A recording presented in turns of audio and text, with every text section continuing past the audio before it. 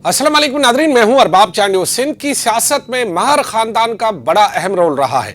अगर पाकिस्तान बनने से पहले सिंध असेंबली को देखा जाए तो महर खानदान की नुमाइंदगी मिलेगी। पाकिस्तान के बाद भी आप अगर देखें तो महर खानदान की आपको नुमाइंदगी मिलेगी।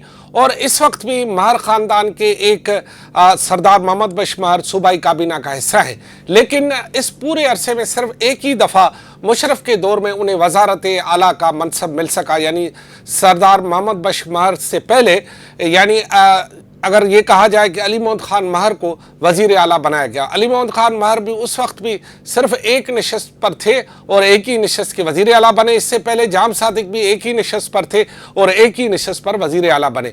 लेकिन इस दफ़ा सरदार मोहम्मद बख्श महर का नाम वजारत आला के लिए उस वक्त सामने आया जब वज़ीर आला सैयद मुराद अली शाह के बारे में मुख्तलिफ अफवाहें गर्दिश कर रही थी।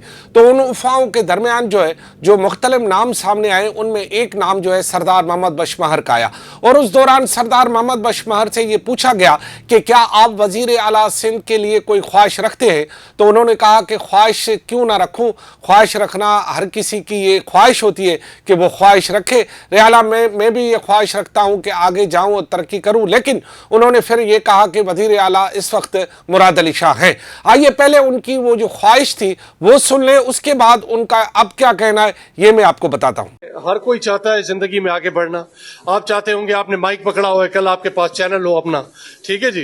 तो ऐसे जिंदगी में हर कोई आगे बढ़ना चाहता है, तो जरूर मेरी भी ख्वाहिश होगी। लेकिन मैं अभी समझता हूं कि हमारे जो कॉम्पिटेंट और ऑल स्टार और अल्हम्दुलिल्लाह बेहतरीन चीफ मिनिस्टर हैं जो हमें सही डायरेक्शन में लेके जा रहे हैं, अभी किसी और की गुंजाइश नहीं बनती। उन्हें लीडरशिप का उन पे भरोसा है और इंशाअल्लाह ताला मेरे ख्याल से वही लीडरशिप के डायरेक्शंस में चलते हुए इस प्रोविंस को इस जो मसले मसाइल हैं उनसे निकाल सकती है आवाम। सरदार मोहम्मद बख्श महर की ख्वाहिश आपने सुन ली, लेकिन उसके साथ साथ उन्होंने वज़ीर आला सिंध की तारीफ भी की।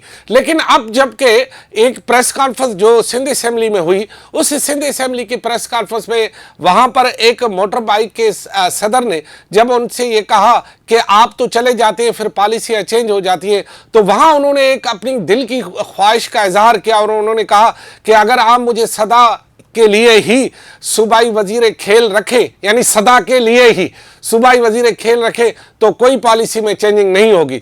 तो वहाँ बड़ा कहा मच गया। और उस दौरान जब मैंने ये कहा कि सरदार साहब इसका ये मतलब है कि आप वजीर आला नहीं बनना चाहते या आपकी आगे बढ़ने की ख्वाहिश नहीं है, तो उस दौरान मीर नादर मक्सी ने बड़ा लुकमा दिया, क्यों इन्हें मरवा रहे हो। इससे पहले जब वहाँ मोटर बाइक वाले ने ये कहा कि आप वो सदा ही आप कंटिन्यू रहें, तो उन्होंने जब सरदार मोहम्मद बख्श महर ने कहा कि अगर आप चाहें तो मुझे आप कंटिन्यू रखेंगे तो मैं यहाँ पर ये पॉलिसियों को कंटिन्यू करूँगा, तो उस वक्त भी मीर नादर मक्सी ने कहा कि हमारी हिमायत आपके पास है। अब ये कैसे हुआ और इस दौरान किसने क्या कहा, जरा ये भी सुन लें। सिंध की रेस 2 साल होती है, फिर डिसकंटिन्यू होती है, फिर 1 साल होती है, फिर डिसकंटिन्यू होती है। तो इस वक्त हम फोरम पे बैठे हैं, आप भी मौजूद हैं, तो एज मिनिस्टर ऑफ स्पोर्ट्स आप मुझे परमानेंट मिनिस्टर कर दें, रेस भी परमानेंट हमारी तरफ से आप परमानेंट, हमारी तरफ से पहली हमारा वोट आपका।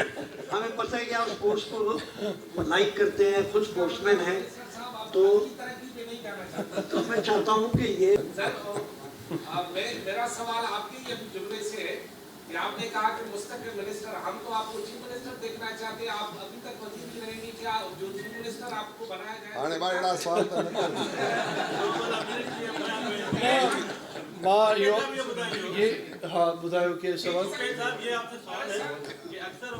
सरदार मोहम्मद बख्श महर बेसिकली एक उस वक्त एंट्री मारते हैं पाकिस्तान पीपल्स पार्टी में जब बिलावल भुट्टो जरदारी सियासत में आते हैं। और सियासत में एंट्री के बाद क्योंकि सरदार मोहम्मद बख्श महर इससे पहले वो जुड़े हुए थे सरदार अली गौर खान महर से, और बाद में महर सरदारों में बगावत पड़ जाती है।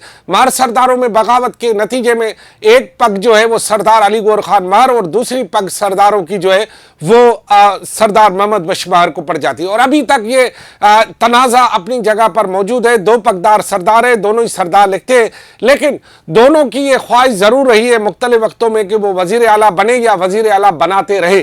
حالانکہ ماہر سرداروں کے حوالے سے مختلف باتیں گردش ہوتی رہی ہیں, لیکن میں ان باتوں کے درمیان نہیں جاؤں گا. میں صرف بات کو یہی رکھوں گا کہ یہاں پر آخر سردار محمد بشمار کو وزیر اعلیٰ بننے کی خواہش کیوں نہیں رہی؟ کیا وجہ ہے؟ کیا وہ سمجھتے ہیں کہ اب وہ ان کے موجودہ سیٹ اپ میں جہاں وزیر اعلیٰ مراد علی شاہ ہے ان کا چانس نہیں بنے گا, اور مراد علی شاہ کے ہوتے ہوئے شاید کوئی اور وزیر اعلیٰ بن نہیں سکتا, تو لہذا یہی وجہ ہے کہ انہوں نے اپنی خواہش کو وزارت تک ہی محدود رکھا ہے. اب دیکھنا ہے کہ آگے چل کر سردار محمد بشمار جو ہے وہ پھر اپنی اس خواہش کا کس طرح اور کب اظہار کرتے ہیں. لیکن اس پوری صورتحال کا بہرحال سارے معاملے کا ڈیسیشن تو لینا بلاول بھٹو زرداری کو ہے, لیکن جو آگے بڑھنے کی خواہش تھی, جو معاملہ تھا, اس خواہش کو خود ہی سردار محمد بشمار نے اس طرح اظہار کر کے شاید ان لوگوں کو مایوس کیا ہے جو لوگ یہ چاہتے تھے کہ سردار محمد بشمار وزیر اعلیٰ بنے.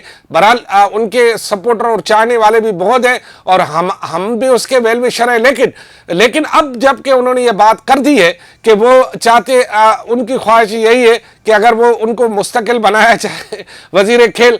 دیکھتے رہتے ہیں کہ سردار محمد بشمار کب تک کھیلوں میں کھیلتے ہیں یا کسی بڑے کھلاڑی کے طور پر سامنے آتے ہیں, کیونکہ اسپورٹس مین تو وہ ہیں, کھیل بھی اچھا کھیلتے ہیں, بولتے بھی اچھا ہے, اشاروں کناروں میں بڑی باتیں بھی کرتے ہیں. ان کی آنکھوں میں خاص چمک ہے جو ہر کسی کو نظر نہیں آتی. اگر کسی کو آنکھیں پڑھنا آتی ہوں تو ذرا سردار محمد بشمار کی آنکھوں میں غور سے دیکھیں. وہ ایک ہی وقت میں بہت سارے میسیجز دیتے ہیں, وہ اشاروں آنکھوں میں بوریت, پیار, محبت سب کا اظہار کرتے ہیں اگر ان کی آنکھوں میں کوئی غور سے دیکھے. آج کے بعد سردار محمد بشمار کی آنکھوں میں آپ غور سے دیکھیے گا, آپ کو پتہ لگ جائے گا کہ سردار محمد بشمار کیا سوچتے ہیں اور کیا اشارے دیتے ہیں.